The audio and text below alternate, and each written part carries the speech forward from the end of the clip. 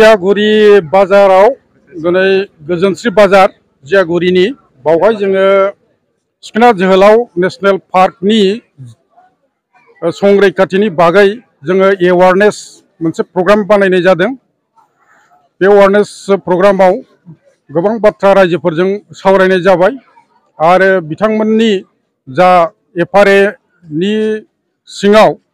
FRA 2006 आयेननि सिङाव जा लेन्ड टाइटेल मोननायनि अधिकार दं बिनि बागैबो सावरायनाय जाबाय आरो फरेस्ट भिलेज पुराना फरेस्ट भिलेजफोरखौ माब्रैहाय माने एफआरए 2006 नि सेक्शन 3(1) सब क्लज H मथे जोङो माब्रै रेभिनिउ कनभार्ट खालामनो हायो बिनि सोमोन्दैबो सावरायनाय जाबाय। जों बिथांमोननि हाखौ थाबैनो जोङो रेभिनिउआव कनभार्ट खालामनो नाजागोन। लोगोसे बिथांमोनखौ रायजो राजाफोरखौ जोङो दिनै वार्निं होनाय जाबाय, जुदि एफआरए भिलेजनिफ्राय आरो पुराना फरेस्ट भिलेजनिफ्राय सोरबाफोर गोदान हाग्रा दाननो थाङोब्ला बे एफआरए भिलेज बै फरेस्ट भिलेजफोरनि जानाखि हानि खाजोना खांनाय हानि खाजोना लाखिनाय बेखौ 5 बोसोरनि थाखाय बन्द खालामनाय जागोन होननानै दिनै वार्निं होनाय जाबाय। बिनिखायनो रायजो राजाफोरखौ आङो खावलायो जाहाथे गाव गावनि फरेस्ट भिलेजनि बा एफआरए भिलेजनि रायजो राजाफोरखौ जाहाथे मोजाङै बुजायनानै लाखियो, जाहाथे माने हाग्राखौ गोदानै दाना, बिनि थाखाय आङो रायजो राजाफोरखौ खावलायहरबाय। नेशनेल पार्क फोसावखांनायनि उनाव माखासे जायगायाव माखासे ओनसोलाव हाग्रा दाननायखौ जों नुबोनो मोनदों, मा बुंनो सानो? नेशनेल पार्कनि सिमानि सिङाव जुदि सोरबाफोर गोदानै हाग्रा दाननाय दङब्ला हाबदोंब्ला बेखौ थाबैनो होखारनाय जागोन आरो नेशनेल पार्कखौ संरैखाथि होनायाव वाइल्ड लाइफ प्रोटेक्शन एक्ट 1972 नि मथे जोङो बिथांमोनखौ होखारनाय जागोन आरो साजा होनाय जागोन। गतिके रायजो राजाफोरखौ गावबागाव माने जाय जायगायाव फ्रेशलि बा गोदानै माने हाग्रा दानहैदों बे जायगाखौ थाबैनो नागारनानै फैनो थाखाय खावलायहरनाय जाबाय। बेनि नेशनेल पार्कनि नटिफिकेशना जेब्ला ओंखारगोन अब्लानो जोङो नेशनेल पार्कनि बाउन्डारिखौ बाउन्डारि पिलार गायनाय जागोन आरो रायजो राजाफोरनो बे नटिफिकेशननि गेजेरजोंनो गासिबो माने फोरमायनाय जागोन बबेनिफ्राय बबेसिम सिमाया जादों।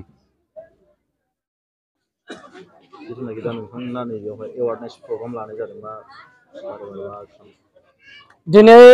52 गामिनि गावबुराफोरखौ लिंहरनानै जोङो मोजाङैनो मोजां 59 गामिफोरनि गावबुराफोरखौ लानानै जोङो दिनैहाय डिएफअ सारजों लोगोसे सार रेन्जारजों लोगोसे जोङो गोबां सावरायनाय जादों। बेवहाय जों बेखौनो मिथिनो मोनदों दे गोबाङा दिनैहाय सिखोना जोहोलाव नेशनेल पार्क खालामनाय समनि डिक्लेयार होनायनि उनावबो गोबाङा हाग्रा दानदों होनना जों खोनानो मोनदों। नाथाय बे जाथावा, जाहाथे नेमफोरखौ फालियो आरो गोबाङानो दंफांखौ दाननानै लाबोगासिनो दं होननानैबो जोंनिसिम गोबाङानो जोङोबो खोन्थाहरो। बेनिखायनो जोङो दिनै बेखौनो बुंदों मिडियानि गेजेरजों, जेसेबां बे 59 टा गामिनि दङ रायजो राजाफोर, बे 59 टा गामिनि मानसिफ्रा दंफांफोरखौ गावसिनि गामिजों गावसिनि लामाजों हाबहोनो नांलिया होननासो जोङो खावलायदों। मानो होनोब्ला बिसोरो बाहेरानिफ्राय फैयो, माखासे बिसोरो दानफैयो, ओमफ्राय बदनामा मोनो बे 59 टा गामियासो बदनाम मोनो। दा बेवहाय जोङो गोबां बिसोरखौ मिथिहोबाय, बिथांमोनाबो खुसि जादों आरो जों बेखौनो बुंबावगोन जे लोगोसे जिब जुनारखौबो नोंथांमोना खहा दाखालाम। बे नेशनेल पार्कआवहाय जिब जुनार गैयाब्ला टुरिस्टफोर जेब्ला फैयो बिथांमोना बेखौसो नायनो फैयो आरो गैयाब्ला माखौ नायलांगोन आरो गोबां फेसिलिटिसखौ मोननो हागोन जेब्ला टुरिस्ट जायो, नेशनेल पार्क जायो। बेवहाय गोबां जोंनि फिसा फिसौफ्रानो लेखा रोंनानै बेयाव साख्रिबो मोनगोन आरो गोबाङानो बेहाय इनभल्भ जानानैहाय न'खरखौ खुंनानै थानो हागोन। आरो बे एवारनेसखौ मानि थाखाय लानाय जादों? एवारनेसआ बेखौनो लानाय जादों, बिसेस सेफ नेचार सेफ लाइफ। जोङो दंफां लाइफां जिब जुनारखौ नस्थ' खालामनो नांलिया। जों मेन थांखिया बेनो रायजोफोरनाव। मानो होनोब्ला जोंनि बर'आ माखासे बोसोरफोरनिफ्रायनो एबा गोदो गोदायनिफ्राय जों बेखौ नुबाय थानो मोनदों। जोङो दिनै बेखौहाय दानबाय,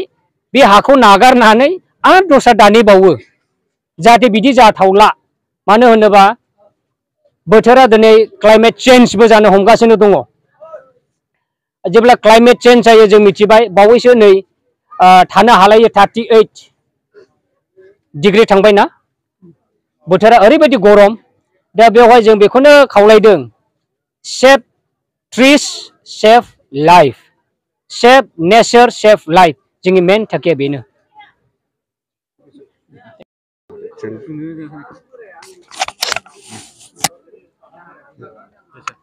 दिनैनि 27 सेप्टेम्बर 2024 जे एनवायरनमेन्टेल एवारनेस प्रग्राम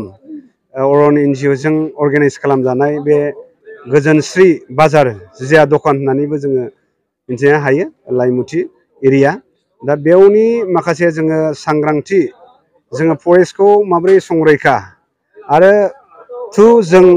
सोमखोर खालामनि दिनैनि टीम गो ग्रीन बेजों लोब्बा लाखिनानै गोबां जोंहा आलासि महरै जोंनि चिरां डिस्ट्रिक्टनि डिएफअ डिभिजनेल फरेस्ट अफिसार कुन्जन बसुमतारी आरो रेन्जार जसमनिक मुसाहारि बासुगाव आरो स्क्वाड रेन्जनिनो प्रोटेक्शन नयनज्योति बसुमतारी आलासि महरै फैनानै गोबां बिथांमोना फरेस्टआ मा बुस्थु वाइल्ड लाइफ मा बुस्थु आरो फरेस्टनि इम्पर्टेन्सआ मा बेनि थाखाय गोबां सावरायनाय हाबाफारि दिनै जानानै थांबाय आरो जोङो बे ओनसोलनि जोंनि ट्राइबेल इन्डिजिनियास जोङो थागिबि बर' बेनि जे थामोनथा माखासे गोबां बिनिबो जोङो सावरायनानै जोङो बे हाबाफारिखौबो जों सावरायनो मोनबाय खोब गोजोननाय मोनदों आरो बेबायदिनो जोङो बे सांग्रांथि एवारनेस प्रग्रामखौ जोङो दिनैनिल' नङा सिगांबो जों लाबोबाय थादों आरो बेबायदिनो जों लालांबाय थागोन दिनैनि थारिखआव स्पेशली जोङो सिखोना जोहोलाव नेशनेल पार्क 15 आगस्टआव जे आसाम सरकार आरो बिटिआर गभर्नमेन्टजों एनाउन्स खालामजानाय बिनि सोमोन्दैबो गोबां जोङो सावरायनाय जाबाय आरो बेनि गेजेरजों जोङो सांग्रांथि जोङो बे हाबाफारिखौ दिनैहाय जोङो एवारनेसखौ जोङो पाब्लिकफोरजों जोङो लाज्लायनो मोनबाय आरो सावरायज्लायनो मोनबाय बेबायदिनो जोंनि बे थामोनथा नि बर' ट्राइबेल बर' कसारिनि जे ट्रेडिशनेलि जोङो माखासे लाइमोनफोरनि माबोरैहाय जोङो दिन्थिलांनांगौ बिनि हाबाफारिनिबो दिनैहाय दिन्थिफुंनायजों लोगोसे लाइमोनफ्रा ट्रेडिशनेलि दिनैहाय दिन्थिफुंनाय हाबाफारियाबो जानानै थांदों खोब गोजोननाय मोनदों दिनैनि बायदिनो बे हालामनि गासै रायजो राजाफ्रा फिउचाराव जोङो बेबायदिखौ दोलै नोगोरै डिपार्टमेन्टजों सोमोन्दो लाखिनानै जेन मोजाङै मोजां गोरोबलायनानै थागोन आं बेखौ खावलायनाय थाबाय आरो गोबां इस्युसफोर दङ जोंनि बेवहाय संसार जानायफ्रा फिसा फिसौ इस्युसफोर दङ बेखौ निस्सय माखासे जोङो डिपार्टमेन्ट आरो गभर्नमेन्टफोर दङ बेजों सावरायनाय हाबाफारिया जालांबाय थागोन आरो जोंनि फरेस्टआबो जे संरैखा जानांगौ बिनि थाखाय जोङो स्पेसियेलि जों रायलायनाय जादों आरो जों सोमखोर खालामनि बे टीमखौ लानानै गो ग्रीन जों बेखौ लानानै जोङो बांसिन आरो वाइल्ड लाइफ जोङो प्रोटेक्शन जोङो माबोरै खालामनांगौ आरो माखासे इक' टुरिज्म जोङो जंगल साफारिनि थाखाय बेनिबो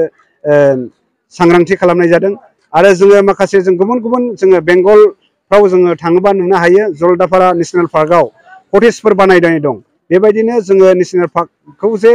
जोङो सोरजियोब्ला बियो साक्सेसफुल जालांनानै बेवहाय माखासे जोङो